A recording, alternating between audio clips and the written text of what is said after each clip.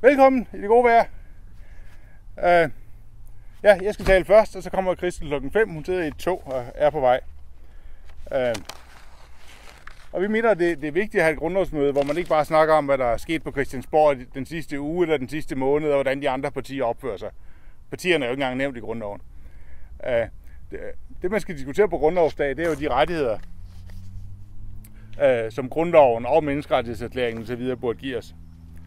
Det er en dag, hvor man skal kigge tilbage og så kigge på de rettigheder, som grundloven har givet os, vi som er det danske folk. Men det er også en dag, hvor man skal tænke fremover og kigge på de rettigheder, som vi burde have i fremtiden. Grundloven er det, som skal sikre vores demokrati. Altså den dømmende, den udøvende og den lovgivende magt. Frihedsrettighederne. Der er mange i dag, som kritiserer grundloven for at være skrevet i et mærkeligt sprog og være utidssvarende og burde ændres. Det burde den måske også. Men i det mindste så er den europæiske menneskerettighedskonvention også blevet en del af dansk ret. Og sammen med grundloven, så giver de os faktisk en masse gode rettigheder, som vi skal være glade for. Problemet er bare,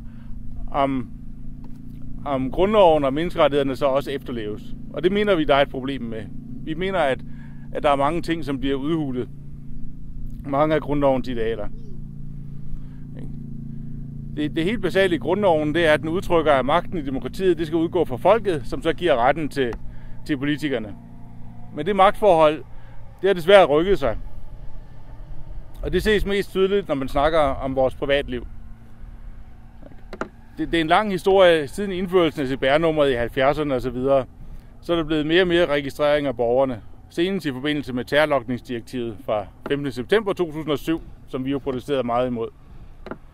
Som betyder, at alle borgernes aktiviteter på internet registreres, alle telefonsamtaler registreres. Når vi flyver, så registrerer staten, hvad mad vi spiser undervejs. De deler naturligvis registreringen med EU og USA. Spædbørn får taget blodprøver for at undersøge sygdommen, som så gemmes i et DNA-register, så man senere kan afsløre dem, hvis de gør noget forkert, eller de går hen og dør, uden man kan vide, hvem de er. Det er ikke fordi, vi mangler love og reguleringer og institutioner, der skal forhindre den slags overdrevne registrering. I Danmark har vi persondataloven og Datatilsynet. I EU har vi forordning 45/2001 og European Data Protection Supervisor, EDPS. Mr. Hosting, som vi besøgte i Bruxelles. Problemet er bare, at det kan godt være, at de deltager i debatten og de demokratiske processer, men enten så er de meget tilbageholdende med at kritisere nye love, som for eksempel vores datatilsyn, eller også bliver de bare ignoreret, fordi de kun har rådgivende funktion som EDPS.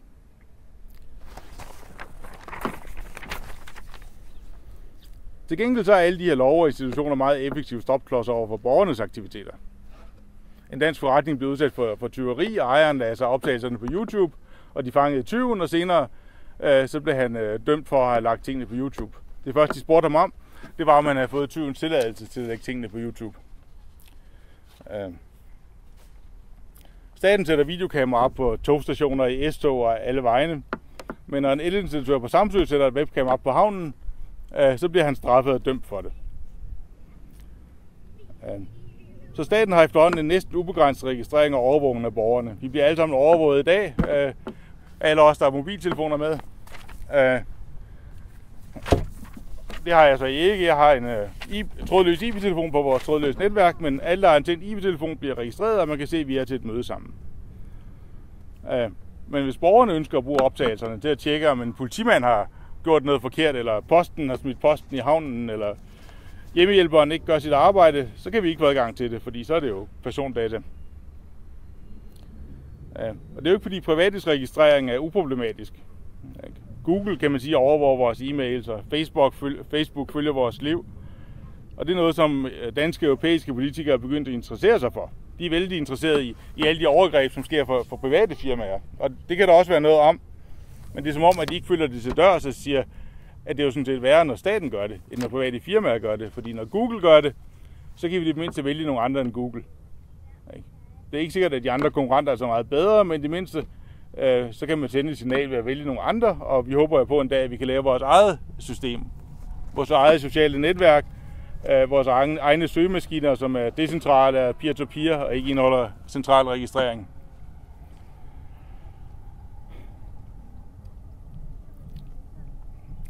Så fordi at vi ikke kan vælge en anden stat end staten, medmindre vi vil flytte, og det har aldrig været meningen, at man skal flytte for at opnå sine rettigheder, så er vi jo bundet til staten, og netop derfor burde staten være den sidste, der begyndte at snage i vores privatliv. Og man kan jo ikke lade være at spørge sig selv, hvis al den her overvågning er så nødvendigt, hvis kontrol virkelig er bedre end tillid, hvem vogter så vogterne? Det er et tegn på, at danskerne bliver behandlet som bliver umyndiggjort. Vi kan godt lide at opfatte os selv som selvstændige og aktive, og det er det, som skolerne lærer børnene osv. Men samtidig så bliver vi umyndiggjort. En arbejdsgruppe i Teknologirådet har en rapport foreslået, at danske borgere skal tvinges til at lade staten køre software på borgernes PC'er. Tvangen består i, at hvis man ikke gør det, hvis man ikke lader dem køre programmer på ens PC, så får man ikke adgang til vigtige offentlige hjemmesider, som f.eks. skat og sundhed.dk. Argumentet, der bruges til at legitimere tvangen, er, at staten er forpligtet til at tjekke borgernes PC'er for at forhindre borgerne ved en fejl kommer til at udlevere personlige oplysninger til andre end staten naturligvis. Borgernes PC'er bliver en del af hele statens IT-infrastruktur. Til gengæld har borgerne så ikke mulighed for at kontrollere den software, staten ellers bruger til at behandle borgernes personlige oplysninger. Og det ville jo være muligt at basere det på fri software, så alle borgere kunne tjekke, hvordan vores data bliver behandlet i det offentlige, men det får vi ikke.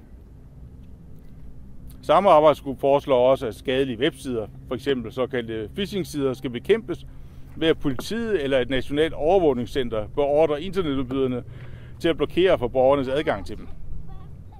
Det er ikke fordi, det ikke er en god idé at blokere for den slags sider. Og det er også derfor, at det er allerede indbygget i alle nye browser, og det er også stået til som default. Men brugeren kan jo vælge det fra, hvis de gerne vil studere en skadelig webside, eller kontrollere, om den nu faktisk også var så skadelig, som ens browser har fortalt en. Så spørgsmålet er, hvorfor skal blokeringen så tvinges igennem?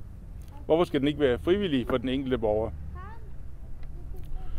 Det typiske svar for tvangsfortalerne er, at deres gamle mor bruger en gammel browser og ikke kan finde ud af at opgradere. Her er nok tale om, at fortalerne tager deres gamle mor som gidsel, i stedet for bare at hjælpe hende med at installere en ny browser, hvilket er ganske enkelt. Desuden forestiller man sig åbenbart, at staten kan installere programmer, også på gamle mødres PC'er. Hvis man kan det, så kunne man nok også sørge for et pop-up-vindue, der tilbyder at installere en sikker browser. Det er i det hele taget en nedladende holdning til folket, som er ret fjern fra grundlovens idealer. Folket er jo bare blevet bedre, også til IT. De fortjener ikke at blive behandlet sådan. Grundloven beskytter os mod censur og andre forebyggende foranstaltninger. Desværre er der ret mange, der læser paragraf 77, sådan så man ikke må censurere ytringer, medmindre formålet med censuren er meget ædel, som f.eks. at beskytte børn eller forhindre terror. Men det var jo ikke meningen med paragrafen. Fordi hvordan skal man kontrollere, om formålet faktisk er så ædelt? Menneskerettighedserklæringen sikrer friheden til at ytre sig og søge information. Hidtil har man opfattet borgerne som ansvarlige deltagere i demokratiet. At de var ansvarlige betød, at de efterfølgende kunne stille til ansvar for deres handlinger. Efterfølgende. Når vi ser på andre lande, så er det klart for de fleste af systemer, hvor centrale statslige myndigheder vedligeholder lister med tusindvis af websider, som skal blokeres, at det er en alvorlig trussel mod ytringsfriheden. Og det gælder uanset om formålet for censuren af samfundsskadelige virksomheder, phishing-sider, banditter, børneporto eller krænkelse af ophavsretten. Men i Danmark og EU, der ser vi initiativer, der vil begrænse, hvad man kan sige på nettet.